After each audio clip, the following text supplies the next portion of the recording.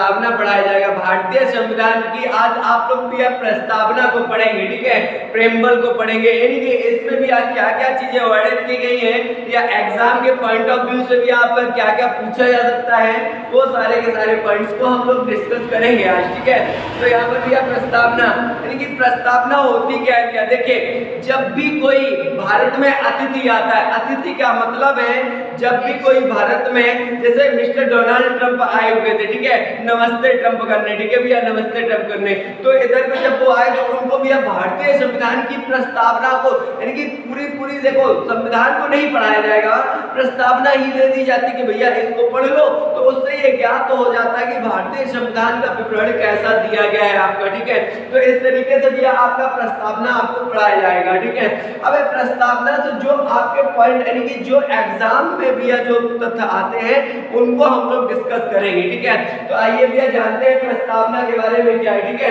तो भारतीय संविधान की जो प्रस्तावना है ये संविधान की आत्मा, हृदय और कुंजी कहा जाता है, यानी कि जो भारतीय संविधान की भी प्रस्तावना है, इससे पहला अगर हम पॉइंट ले तो इसको भी भारतीय संविधान की आत्मा, हृदय और कुंजी कहा जाता है। क्या कहा जाता है इसको? भारतीय संविधान की आत्मा, हृदय और क्या कहा जाता है भैया? और कुंजी कहा जाता है। क्या कहा जाता है? कुंजी कहा जाता है। इसे भारतीय संविधान की आत्मा, हृदय और कुंजी कहा जाता है, ठीक है। नेक्स्ट आपका अगला पॉइंट दिया गया है, पहले इस पॉइंट को ही डिस्कस करते हैं थोड़ा। देखिए अगर आपसे नॉर्मल क्वेश्चन में पूछ लिया जाए कि भारतीय संविधान की प्रस्तावना किसे कहा जाता है, तो भारतीय संविधान की भारतीय संविधान की प्रस्तावना, तो इसी को भी क्या आत्मा कहेंगे, हृदय कहेंगे और कुंजी। अगर स्पेशली ये पूछे कि डॉक्टर भीमराव अंबेडकर ने, किसने भी डॉक्टर भीमराव अंबेडकर ने संविधान की आत्मा, हृदय किसे कहा है, तो भैया अनुच्छेद संख्या, किसको भैया? आर्टिकल संख्या 32 को कहा है। किसको कहा है भैया? आर्टिकल संख्या 32 को। ये भैया डॉक्टर भीमराव अंबेडकर, किसने भैया? डॉक्टर भीमराव अंबेडकर जी ने, ठीक है। तो डॉक्टर BR अंबेडकर ने अनुच्छेद संख्या 32 को क्या कहा है भैया? आत्मा, हृदय और कुंजी कहा है। अगर नॉर्मल पूछ ले तो भैया आप लोग प्रस्तावना पे टिक लगाएंगे, ठीक है। तो इस तरीके से भैया इसको सॉल्व करेंगे आप लोग, ठीक है। अगला भैया आपका पॉइंट है, जब भी दो अनुच्छेदों के मध्य में टकराव की स्थिति उत्पन्न होती है, यानी कि क्या भैया? जब भी दो अनुच्छेदों के मध्य में टकराव हो जाता है, इनकी तब दिशा निर्देश कहां से लिए जाते हैं भैया आपके? तो प्रस्तावना से। दो अनुच्छेदों के मध्य में, दो अनुच्छेदों के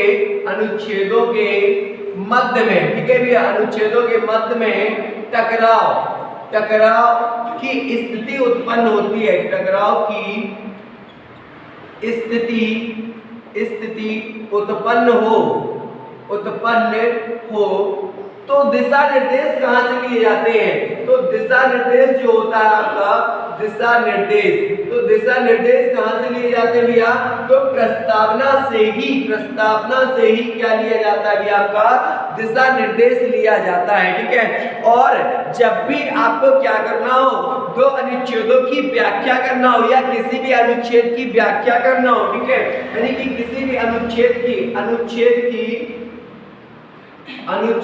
की व्याख्या करना हो तो भैया दिशा निर्देश, तब भी कहां से भैया? व्याख्या कहां से करेंगे भैया? तब भी प्रस्तावना से। किससे भैया? प्रस्तावना से ही आप लोग उसकी व्याख्या करेंगे, ठीक है। तो इतने सारे पॉइंट्स आपके भैया क्लियर हुए भैया। चलिए आगे बढ़ते हैं, ठीक है भैया, चलिए आगे। तो ये भैया जो आपकी प्रस्तावना है ये कहां से आई है, अब इसको मैं बताऊंगा आपका, ठीक है। ये कहां से आई है? जब पंडित जवाहरलाल नेहरू ने, किसने भैया? पंडित जवाहरलाल नेहरू ने, पीटी नेहरू ने, पंडित जवाहरलाल नेहरू ने संविधान सभा में, कहां पर भैया? संविधान सभा में, ठीक है, संविधान सभा में उद्देशिका प्रस्ताव पढ़ा था। क्या पढ़ा था भैया? उद्देशिका प्रस्ताव, ठीक है, उद्देशिका प्रस्ताव पढ़ा था। जब पंडित जवाहरलाल नेहरू ने संविधान सभा में उद्देशिका प्रस्ताव पढ़ा, तो जो उद्देशिका प्रस्ताव है ये कब पढ़ा गया, ये पूछा जाता है। तो उद्देशिका प्रस्ताव आपका 13 दिसंबर कब पढ़ा गया था भैया? 13 दिसंबर 1946 को पढ़ा गया था। कब पढ़ा गया था भैया? 13 दिसंबर 1946 को पंडित जवाहरलाल नेहरू ने संविधान सभा में, कहां पर भैया?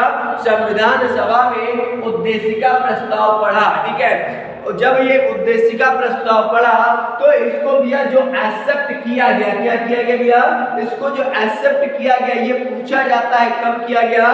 तो 22 जनवरी, कब किया गया भैया? 22 जनवरी 1947 को। कब किया गया भैया? 22 जनवरी 1947 को इसको भैया स्वीकृति प्रदान की गई। स्वीकृति,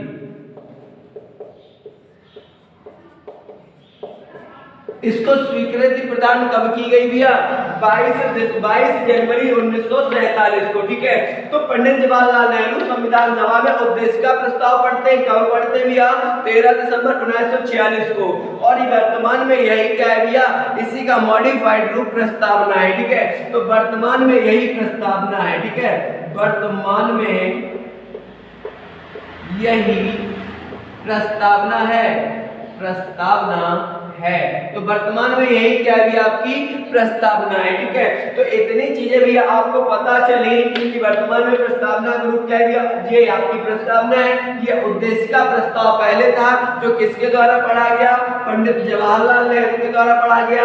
कब पढ़ा गया? तो 13 दिसंबर 1946। ये डेट है क्या आपकी? तो 1 मिनट इस डेट पर चर्चा करते हैं। 13 दिसंबर 1946 ये संविधान सभा की, किसकी भैया? ये संविधान सभा की तीसरी बैठक होती है। संविधान सभा की कौन सी बैठक होती है? ये संविधान सभा की तीसरी बैठक होती है। तो तीसरी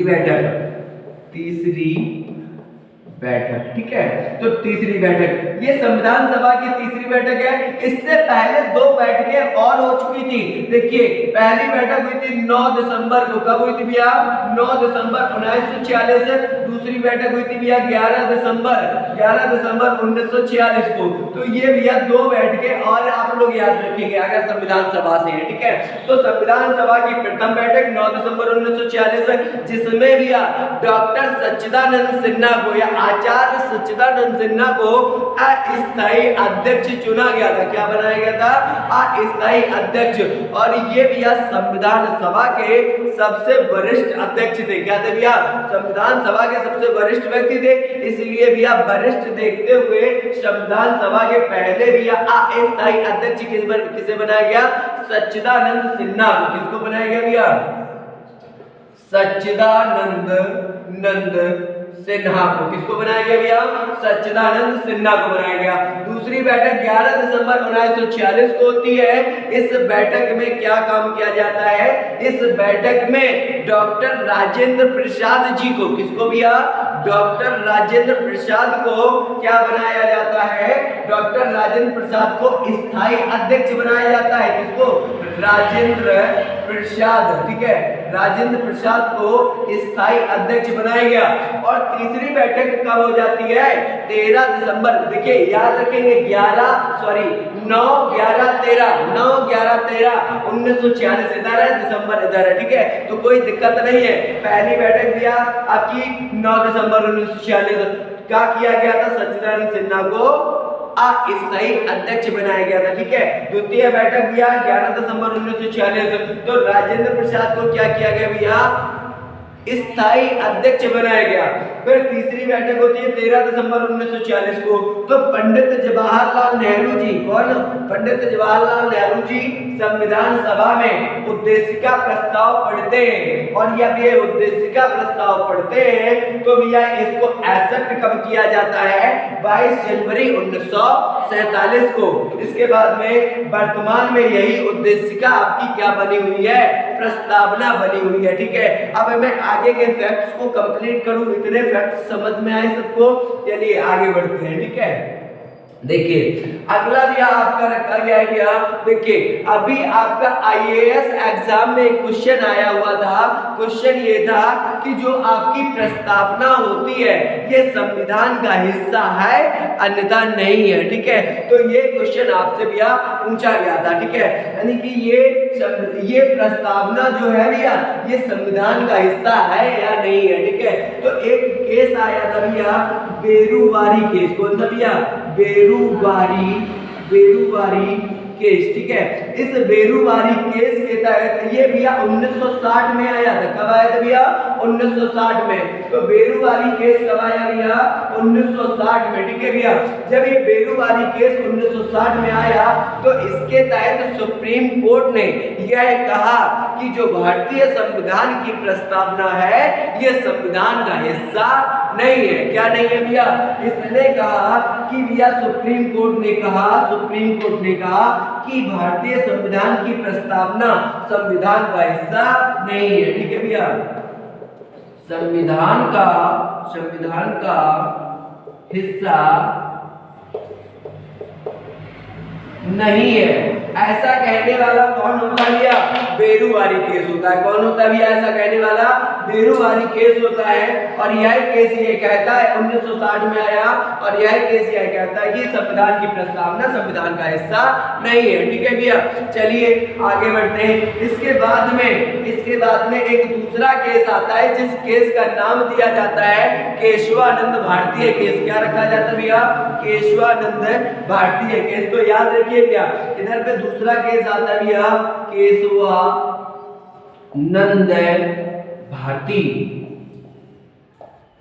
केशवानंद भारतीय केस, ठीक है। इस केस में भैया क्या कहा जाता है, यह केस पहले यही इंपॉर्टेंट है कि कब आया, तो 1973 में आया भैया। कब आया, 1973 में आया, ठीक है। तो केशवानंद भारतीय केस कब आया, 1973।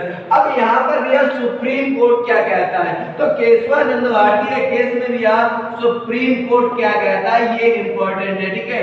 तो यहाँ पर सुप्रीम कोर्ट कहता है कि भारतीय संविधान की प्रस्तावना में, किसमें भैया, भारतीय, छापे नहीं, अभी समझने का प्रयास करें, बाद में भैया आप लोग लिख सकते हैं, ठीक है। तो अभी समझने का प्रयास करें। देखिए यहाँ पर केशवानंद भारतीय केस में भैया 1973 में आया। केस क्या कहता है, इसमें सुप्रीम कोर्ट कहता है भैया कि आप भारतीय संविधान की प्रस्तावना में संविधान संशोधन कर सकते हैं। और यह जो आपका है भैया, जब आप संविधान संशोधन करेंगे तो इसके मूल ढांचे में परिवर्तन नहीं करेंगे। क्या नहीं करेंगे, मूल ढांचे में परिवर्तन नहीं करेंगे, ठीक है। कहते ना मूल ढांचे में ये परिवर्तन कर देंगे, ठीक है। तो मूल ढांचे में कोई परिवर्तन नहीं किया जाएगा।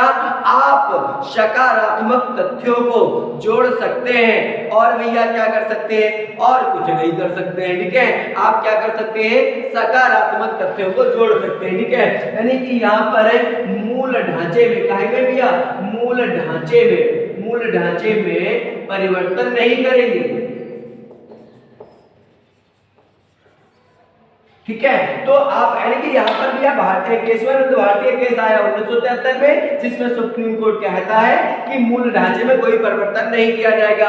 अगर आपको सकारात्मक तथ्य जोड़ने हैं तो आप जोड़ सकते हैं। क्या जोड़ने भैया, ये पॉइंट इंपॉर्टेंट है कि इसमें जोड़ा जा सकता है या नहीं, तो जोड़ा जा सकता है, संविधान संशोधन किया जा सकता है, ठीक है। तो अब भारतीय संविधान की प्रस्तावना में संविधान संशोधन किया जा सकता है, संविधान संशोधन, ठीक है भैया। तो संविधान संशोधन किया जा सकता है, ठीक है। तो इतने पॉइंट आप लोग याद रखेंगे, ठीक है। अब भैया देखिए एक बार मैं पूरा रिवाइज करता हूँ, इसके बाद मैं आपको बताता हूँ कि कौन कौन से अब तक भारतीय संविधान की प्रस्तावना में संविधान संशोधन किए गए, ठीक है। तो समझने का एक ओवरऑल प्रयास करें, तो जिसको स्क्रीनशॉट लेना है वो भैया स्क्रीन शॉर्ट कर लेगा, ठीक है। चलिए क्या समझते हैं, देखिए भारतीय संविधान की प्रस्तावना इधर समझने का प्रयास करें। पहला पॉइंट क्या कहता है, संविधान की देखिए आत्मा हृदय कुंजी, आत्मा हृदय और कुंजी किसे कहा गया है, आपकी भारतीय संविधान की प्रस्तावना को कहा गया है, ठीक है। अगर स्पेशली डॉक्टर B.R. अम्बेडकर के द्वारा कहा जाए कि भारतीय संविधान की प्रस्तावना किसे कहा गया है, तो अनुच्छेद संख्या 32 जिसमें दिया गया है आपका संवैधानिक उपचारों का अधिकार। क्या दिया गया भैया, संवैधानिक उपचारों का अधिकार। अब आगे समझने का प्रयास करें, ठीक है। देखिए ये देखिए दो अनुच्छेदों के मध्य टकराव हो जाए, क्या हो जाए, टकराव, यानी कि एक अनुच्छेद यही बात कहे और दूसरा के अनुच्छेद वही बात कहने लगे, तो दो अनुच्छेदों के मध्य टकराव हो जाएगा ना, तो दिशा निर्देश कहां से लिए जाएंगे, तो प्रस्तावना से। मीडिएटर कौन बनेगा, प्रस्तावना बनेगी, ठीक है। अगला देखिए पॉइंट क्या लिखा है, अनुच्छेदों की अगर व्याख्या करनी हो तो भैया कहां से करेंगे, प्रस्तावना से ही करेंगे। अगला भैया बहुत इंपॉर्टेंट पॉइंट है आपका, सुनिए। पंडित जवाहरलाल नेहरू संविधान सभा में, कहां पर भैया, संविधान सभा में जाते हैं और क्या पेश करते हैं, उद्देशिका प्रस्ताव पेश करते हैं और उसको पढ़ते हैं। कब पढ़ते हैं भैया, 13 दिसंबर 1946 की डेट को। जब 13 दिसंबर 1946 की डेट को पढ़ा जाता है तो ये कौन सी बैठक में पढ़ा जाता है, तो तृतीय बैठक में, ठीक है, पढ़ा जाता है। और इसको एक्सेप्ट कब किया जाता है भैया, 22 जनवरी 1947 को इसको एक्सेप्ट किया जाता है, स्वीकृत प्रदान की गई। वर्तमान में यही क्या है भैया, आपकी प्रस्तावना है। अगला देखिए संविधान सभा की प्रथम बैठक कब हुई भैया, 9 दिसंबर 1946 को, जिसके तहत आचार्य सच्चिदानंद सिन्हा जी को अस्थायी अध्यक्ष बनाया गया। क्या बनाया गया भैया, अस्थायी अध्यक्ष बनाया गया। और दूसरा भैया, दूसरी बैठक कब होती है, 11 दिसंबर 1946 को। इसके तहत क्या किया जाता है भैया, डॉक्टर राजेंद्र प्रसाद को स्थायी अध्यक्ष बनाया जाता है। क्या बनाया जाता है भैया, स्थायी अध्यक्ष बनाया जाता है, ठीक है। चलिए आगे समझने का प्रयास करें एक केस के बारे में। एक केस आया भैया बेलूवारी केस 1960 में। इसके तहत सुप्रीम कोर्ट कहता है कि भारतीय संविधान की प्रस्तावना संविधान का हिस्सा नहीं है। क्या नहीं है, संविधान का हिस्सा नहीं है। अब इसमें भैया कोई भी परिवर्तन आप नहीं कर सकते हैं, ठीक है। इसके बाद में भैया क्या हुआ, एक केस आया भैया केशवानंद भारतीय केस। कौन सा केस आया भैया, केशवानंद भारतीय केस। कब आता है भैया, 1973 में। इस केस के तहत सुप्रीम कोर्ट कहता है कि भारतीय संविधान की प्रस्तावना संविधान का हिस्सा है, ठीक है, संविधान का हिस्सा है। इसमें आप संविधान संशोधन किया जा सकता है या कर सकते हैं, ठीक है। अब इतनी बातें भैया समझ में आ गई हो तो इसको हम हटाते हैं और बढ़ते हैं आगे, ठीक है भैया। हाँ, इसको बढ़ते भैया आगे। तो चलिए भैया हम लोग पढ़ चुके हैं कि भारतीय संविधान की प्रस्तावना में संविधान संशोधन किया जा सकता है। और किस केस के तहत पढ़ा भैया आपने पढ़ा भैया केशवानंद भारतीय केस 1973 के तहत, ठीक है। इसके आगे अब पढ़ेंगे, ठीक है। जब संविधान संशोधन किया जा सकता है तब भैया संविधान संशोधन किए जाने लगे। तो भारतीय संविधान में क्वेश्चन पूछा जाता है, अब तक भारतीय संविधान में अब तक कितने बार संविधान संशोधन किए जा चुके हैं अब तक, तो भैया एक बार। कितने बार, एक बार भैया संविधान संशोधन ठीक है भैया, एक बार संविधान संशोधन किया जा चुका है, तो भैया कब किया गया भैया, तो 42वें संविधान संशोधन 1976 के तहत। किसके तहत भैया, 42वें संविधान संशोधन 1976 के तहत भारतीय संविधान की प्रस्तावना में, किसमें भैया, भारतीय संविधान की प्रस्तावना में 3 शब्द जोड़े गए। कितने शब्द जोड़े गए भैया, 3 शब्द जोड़े गए। भारतीय संविधान की प्रस्तावना में कितने शब्द जोड़े गए, 3 शब्द जोड़े गए। पहला शब्द क्या जोड़ा गया भैया, तो पहला शब्द भैया समाजवादी जोड़ा गया, समाजवादी। पहला शब्द क्या जोड़ा गया, समाजवादी। दूसरा शब्द भैया जोड़ा गया पंथ निरपेक्ष। क्या जोड़ा गया भैया, पंथ निरपेक्ष, और तीसरा शब्द जोड़ा गया भैया आपका अखंडता। अखंडता क्या जोड़ा गया भैया?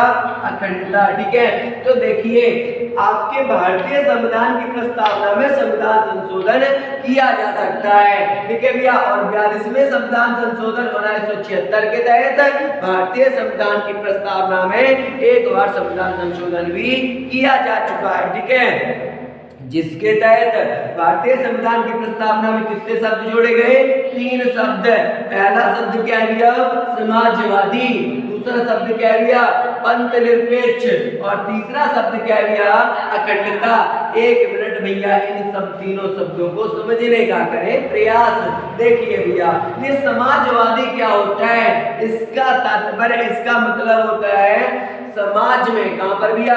समाज में सामाजिक, आर्थिक और राजनीतिक, क्या क्या भैया? इसका मतलब है भैया सामाजिक, आर्थिक और राजनीतिक।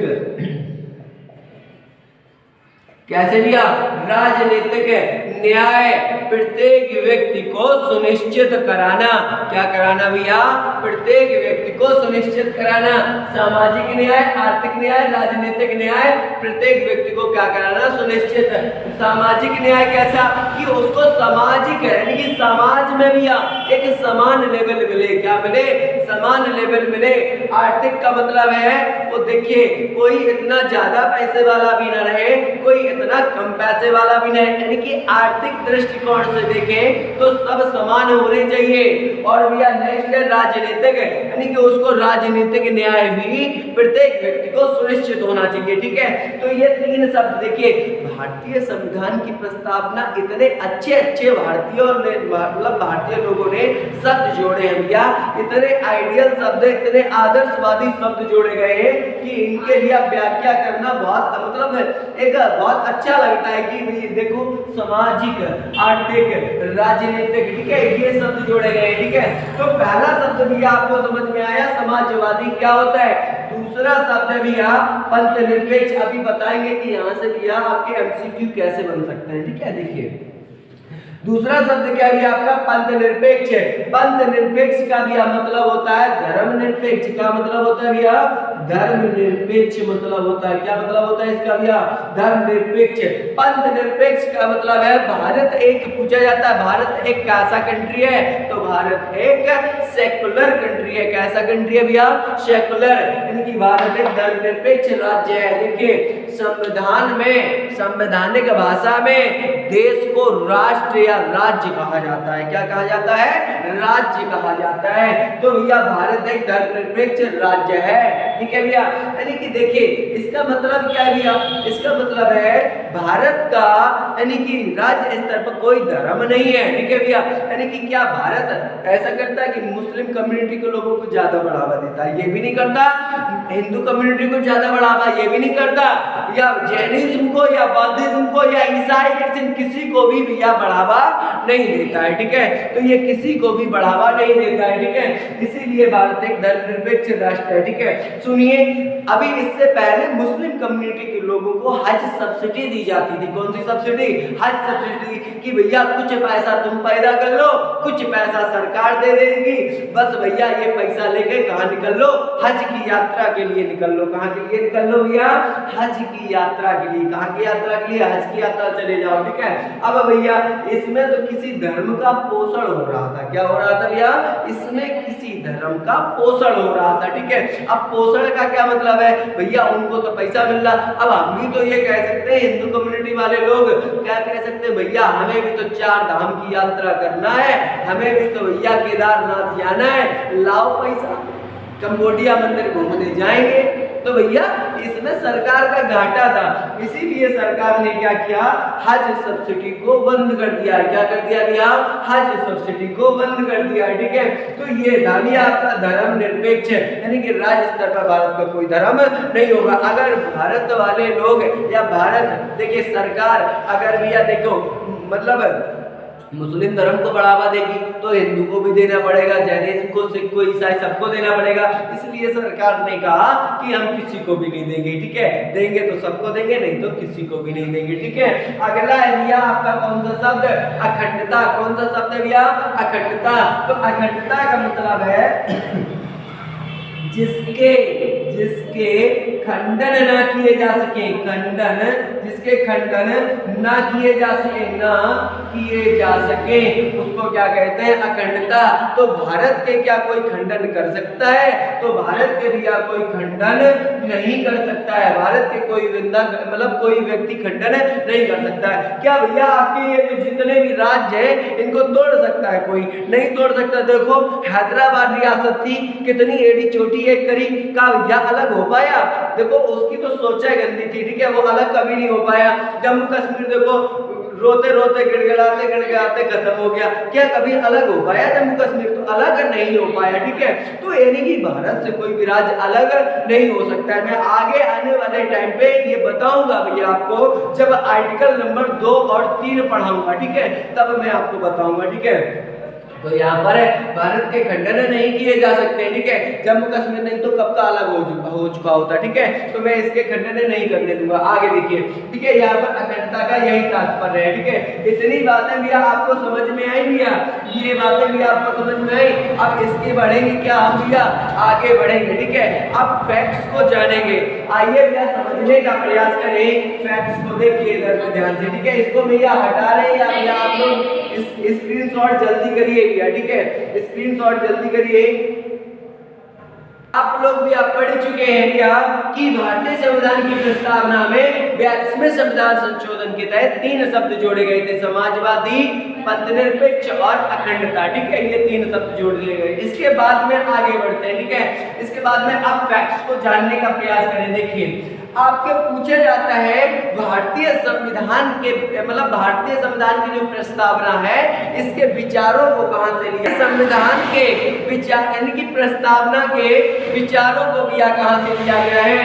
तो प्रस्तावना के विचार, तो प्रस्तावना के विचार भैया अमेरिका से लिए गए। कहां से लिए गए हैं? अमेरिका से। तो भारतीय संविधान की प्रस्तावना के विचार कहां से लिए गए? अमेरिका से। अगर नॉर्मल पूछ ले कि भारतीय संविधान की प्रस्तावना कहां से ली गई है, तो भी कहां से ली गई है?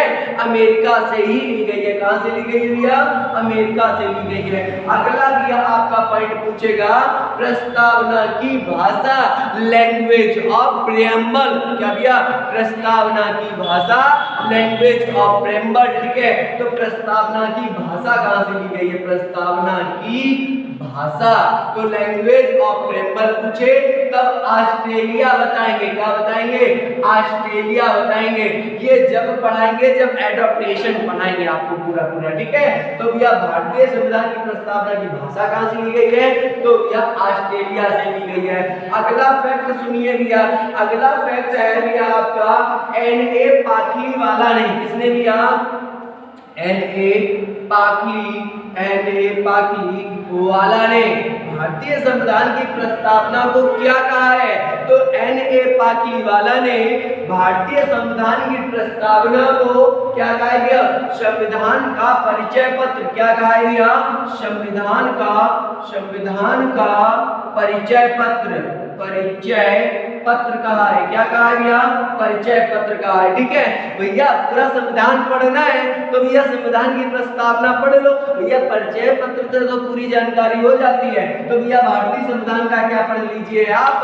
प्रस्तावना पढ़ लीजिए, यही है आपका पूरा संविधान, ठीक है। तो भैया N.A. पाखली वाला एक व्यक्ति होते हैं, ये संविधान इसको प्रस्तावना क्या कहते हैं? परिचय पत्र कहते हैं। एक दूसरा भी व्यक्ति आता है जिसका नाम होता है अल्लादी कृष्ण स्वामी अय्यर। क्या नाम होता है भैया? अल्लादी कृष्ण स्वामी अय्यर, ठीक है। ये क्या कहते हैं? जो भारतीय संविधान की प्रस्तावना है ये दीर्घकालीन सपनों का विचार है। क्या है भैया? दीर्घकालीन सपनों का विचार, दीर्घकालीन सपनों का विचार है, यानी कि ये दीर्घकालीन सपनों का विचार है। ठीक है, मतलब इसमें इतने आइडियल शब्द जोड़े गए, इतने अच्छे अच्छे शब्द जोड़े गए हैं जो ये रूप देते हैं क्या कि ये दीर्घकालीन सपनों का विचार है। ऐसा कौन कहता है? आह्लाद कृष्ण स्वामी अय्यर कहते हैं। कौन कहता है? आह्लाद कृष्ण स्वामी अय्यर कहते हैं। ठीक है, इतनी बातें भी आपको समझ में आई। अब थोड़ा भी देख लीजिए ये इसके बारे में, यानी कि आपका जो प्रस्तावना है या स्टार्ट कैसे होता है। देखिए, आपको पूरी प्रस्तावना नहीं पढ़नी है, आपको इंपॉर्टेंट फैक्ट जितने भी पूछे जाते हैं सारे मैंने पढ़ा दिए हैं। ठीक है, देखिए आप आगे सुनिए, प्रस्तावना लिखी कैसे गई है। हम भारत के लोग, क्या लिखा गया भैया?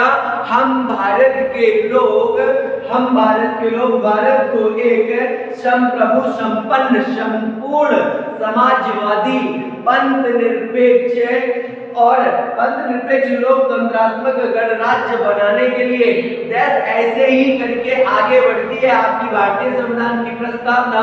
और जो लास्ट पॉइंट होता है 26 नवंबर 1949 तक आपका एंड होता है। ठीक है, ये आपकी प्रस्तावना। तो आज का टॉपिक आपका प्रस्तावना कंप्लीट किया गया है।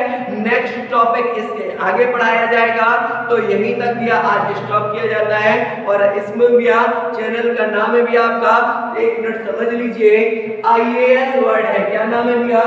IAS world, IAS world 2020। इस चैनल को भी आप सभी लोग लाइक शेयर सब्सक्राइब करेंगे और भी आप आगे मोटिवेट करेंगे। ठीक है, तो आगे और भी आपको वीडियो मिलते रहेंगे। ठीक है, जैसे कि आज आपने भी प्रस्तावना को पढ़ा, सारी फैक्ट्स को पढ़ा, तो आपकी पूरी प्रस्तावना से जानकारी पूर्ण हो गई। ठीक है, अब आगे की जानकारी भी आपको नेक्स्ट टाइम दी जाएगी। चलिए भैया मिलते हैं नेक्स्ट डे।